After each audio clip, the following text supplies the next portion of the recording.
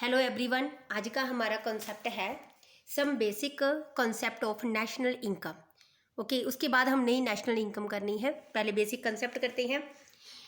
सबसे पहले है कंजम्पशन गुड्स। कंजम्पशन गुड्स का क्या मतलब है? ऐसे गुड्स जो मार्केट में अवेलेबल हैं, कंज्यूमर मार्केट से प्रोडक्ट खरीद के अपनी नीड सेटिस्फाई कर सकता है, वो है हमारी कंजम्पशन गुड्स। जैसे आइसक्रीम खानी है, मान लो आपने मार्केट गए, आइसक्रीम खरीदी और आइसक्रीम को यूज़ किया, वो आपके लिए कंजम्पशन गुड्स होगी। मिल्क यूज़ कर ली अपनी सेटिस्फाई के लिए, तो मिल्क आपके लिए कंजम्पशन गुड्स होगी। कंजम्पशन गुड्स मीन्स जो इजीली हम कंज्यूम कर सकते हैं मार्केट से लेके, वो कंजम्पशन गुड्स हैं।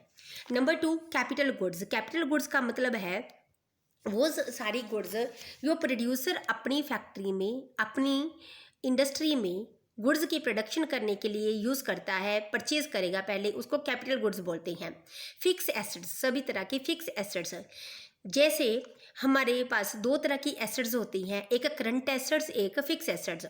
मान लो मेरी आइसक्रीम बनाने वाली फैक्ट्री है, तो आइसक्रीम बनाने वाली फैक्ट्री के स्टार्टिंग के टाइम मैं जितनी वैल्यू की बिल्डिंग खरीदूंगी या फर्नीचर खरीदूंगी या मशीनरी खरीदूंगी, वो मेरे लिए फिक्स एसेट्स होगी। फिक्स एसेट्स मीन्स ऐसी एसेट्स, ऐसी प्रॉपर्टी जो मैंने एक बार खरीद ली, बार बार खरीदने की ज़रूरत नहीं है, क्योंकि वो सेलिंग पर्पज़ के लिए नहीं खरीदी और उसी से ही मैंने अपनी प्रोडक्शन करनी है, अपना बिजनेस मेंटेन रखना है, वो होती है हमारी फिक्स एसेट्स। और फिक्स एसेट्स को बोलेंगे कैपिटल गुड्स। ओके, जैसे फार्मर्स के लिए जो ट्रैक्टर्स है फील्ड में, वो ट्रैक्टर्स का काम, ट्रैक्टर से काम करेगा, तो ट्रैक्टर्स फार्मर के लिए क्या होगी? Capital goods. नेक्स्ट है फाइनल गुड्स। फाइनल गुड्स का मतलब फैक्ट्री के अंदर वो वाली सारी गुड्स एंड सर्विसेज, गुड्स जो सामान बन के तैयार हो गया और मार्केट में बिकने के लिए बिल्कुल तैयार है, सेल के लिए बिल्कुल रेडी है गुड्स, वो होगी फाइनल गुड्स। लिखा भी हुआ है ऐसे गुड्स जिन्होंने अपनी प्रोडक्शन लाइन की बाउंड्री क्रॉस कर ली, बिल्कुल प्रोडक्शन जिसको हम बोलते हैं टोटल प्रोडक्शन, वो होगी फाइनल गुड्स। जैसे car used by the household और machinery use by the producer, तो यहाँ पे कार और मशीनरी उसके लिए फाइनल गुड्स हैं। नेक्स्ट है इंटरमीडिएट गुड्स। इंटरमीडिएट गुड्स का मतलब ऐसी गुड्स जो ना तो रॉ मटेरियल है और ना ही फिनिश्ड प्रोडक्ट है। जैसे आइसक्रीम बनाने वाली फैक्ट्री के लिए जो आइसक्रीम का मिक्सचर होगा, दूध का, क्रीम का, फ्लेवर्स का, शुगर का मिक्सचर बना दिया, वो इंटरमीडिएट गुड्स हो गया। वो मिक्सचर ना तो रॉ मटेरियल है ना ही फाइनल गुड्स है। जैसे एग्जांपल है wood purchased by the carpenter to make a chair, तो यहाँ पे वुड उसके लिए लकड़ी क्या होगी? जब वो लकड़ी को काटेगा और लेकिन अभी चेयर बनाई नहीं है, वर्क इन प्रोग्रेस है उसका मटेरियल, तो उसके लिए क्या होगी? Intermediate goods. तो हम ऐसे डिस्कस कर सकते हैं, जैसे हमारी मान लो, जैसे एग्जांपल ली थी, आइसक्रीम बनाने वाली फैक्ट्री है। आइसक्रीम बनाने वाली फैक्ट्री शुरू करने के टाइम मैंने जितना भी इन्वेस्टमेंट लगाया है, उसमें से जितने की बिल्डिंग खरीद ली, मशीनरी खरीद ली, फिक्स कोई भी हमने फर्नीचर खरीद लिया या कोई व्हीकल खरीद लिया, वो होगी कैपिटल गुड्स। It's okay. तो उसके बाद जो आइसक्रीम बनाने वाली फैक्ट्री में मैं लास्ट में हमारी प्रोडक्शन तैयार होगी, आइसक्रीम के पैकेट्स बन गए, यूनिट्स बन गए आइसक्रीम के, वो हमारे लिए क्या होगी? Final goods. तो इंटरमीडिएट गुड्स जो आइसक्रीम का मैंने पहले ही बोला, आइसक्रीम का मिक्सचर, जो मिक्सचर तैयार करेंगे हम पहले आइसक्रीम बनाने के लिए, वो हमारी इंटरमीडिएट गुड्स होगी। जब आइसक्रीम बन के तैयार होगी और जितनी मेरी गुड्स जो भी है आइसक्रीम की प्रोडक्शन है, वो मार्केट के में आगे सेल करने के लिए, तो वो होगी कंजम्पशन गुड्स। It's okay. आगे हम चलते हैं कि व्हाट इज़ ग्रॉस इन्वेस्टमेंट। ये बिल्कुल आपके लिए बेसिक कॉन्सेप्ट है, नेशनल इनकम करने से पहले ये आपको पता होना चाहिए। तो ग्रॉस इन्वेस्टमेंट क्या है?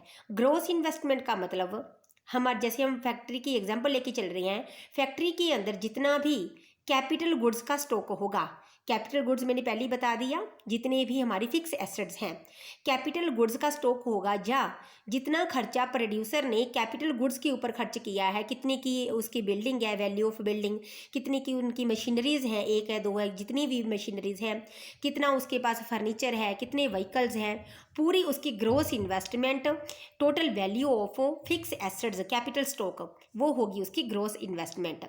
तो डियर, अगर आपके पास क्वेश्चन में नेट इन्वेस्टमेंट दे रखी है तो नेट इन्वेस्टमेंट में आप डेप्रीसिएशन ऐड करके उसका ग्रॉस इन्वेस्टमेंट निकल जाएगा। It's okay. तो यहाँ पे आप कंफ्यूज हो गए कि डेप्रीसिएशन क्या है। तो व्हाट इज डेप्रीसिएशन? डेप्रीसिएशन का मतलब है जितनी भी हमारे पास फिक्स एसेट्स है, मीन्स जैसे मशीनरी है, मशीनरी की नेचर होती है 24 आवर वर्किंग की फैक्ट्री 24 आवर जैसे चलती है, तो पूरा दिन हमारी मशीनरी से गुड्स बनती हैं, तो मशीनरी की वैल्यू रिड्यूस होती जाती है day by day, month by month और ईयर टू ईयर।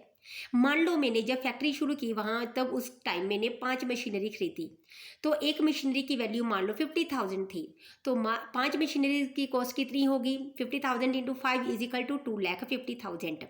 मैंने अपने starting of the year 2,50,000 machinery के ऊपर खर्च कर दिया, और पूरा साल मशीनरी यूज़ करने के बाद जब मैं नेक्स्ट ईयर उसी मशीनरी की वैल्यू फाइंड आउट करूँगी, जब मेरी मशीनरी 1 साल पुरानी हो चुकी, मैं मशीनरी की वैल्यू फाइंड आउट करूँगी, सपोज वो वैल्यू है, अब मैंने अप्रॉक्सीमेटली कैलकुलेट की है कि उसकी वैल्यू अब 2,30,000 रहेगी, तो वो मेरी मशीनरीज 5 मशीनरीज 20,000 से डिक्रीज़ होगी, उनके ऊपर घिसावट लग गई, रिड्यूसिंग वैल्यू आ गई, तो मेरी वो 20,000 डेप्रीसिएशन हो गई। तो जैसे क्वेश्चन में लिखा है, आपके पास आंसर में लिखा है कि डेप्रीसिएशन किसी भी फिक्स एसेट्स का रिड्यूसिंग वैल्यू है, या तो हमारी कोई नई एसेट्स है, चाहे उसको यूज़ करो चाहे ना करो, पड़ी पड़ी भी हमारी एसेट्स कई बार पुरानी हो जाती है, तो जितनी वैल्यू से वो पुरानी होगी वो उसकी वैल्यू क्या होगी? हमारी डेप्रीसिएशन, कि उसकी जितनी रिड्यूसिंग वैल्यू है। इसके बाद है हमारा स्टॉक एंड फ्लो कंसेप्ट। इसमें स्टॉक क्या है एंड फ्लो क्या है?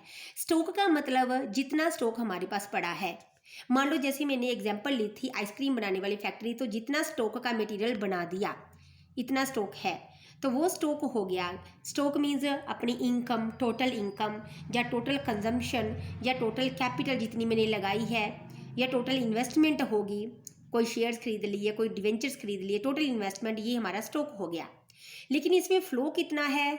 इनकम में हर मंथ इनकम कितनी ऐड हो रही है और इनकम में कितना पैसा जा रहा है, कितनी खर्चे हो रहे हैं, वो फ्लो हो गया। फ्लो का मतलब इनकमिंग एंड आउट गोइंग।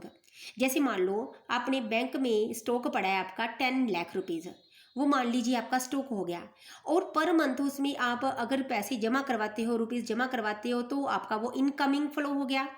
अगर उससे पैसे विड्रॉ करवाते हो वो आउट गोइंग फ्लो हो गया। तो फ्लो का मतलब है रुपए, पैसे या स्टॉक का आना या जाना, वो हमारा हो गया फ्लो। It's okay. तो यहाँ पे नीचे प्रॉपर डेफिनेशन भी दे रखी है, तो कि जो कैपिटल एंड वेल्थ है ये आपका आ गया स्टॉक, कितनी कैपिटल लगाई है या जितनी आपके पास वेल्थ पड़ी है, आपकी प्रॉपर्टी पड़ी है, आपकी फिक्स एसेट्स है, वो सारा स्टॉक आ गया। और इसमें से पर मंथ कितनी इनकम कमा रहे हो या कितना खर्चा कर रहे हो, या इसमें फर्दर इन्वेस्टमेंट कितनी कर रहे हो, वो आपका आ गया फ्लो। फ्लो का मतलब रुपीज़ या पैसे का आना या जाना, वो हो गया हमारा फ्लो। तो नेक्स्ट वीडियो में मैंने कैलकुलेट करना है नेशनल इनकम, डिफरेंट मेथड लगा के। It's okay. तो नेशनल इनकम के क्वेश्चन जानने के लिए subscribe my this channel commerce classes bye Nishu madam. It's okay.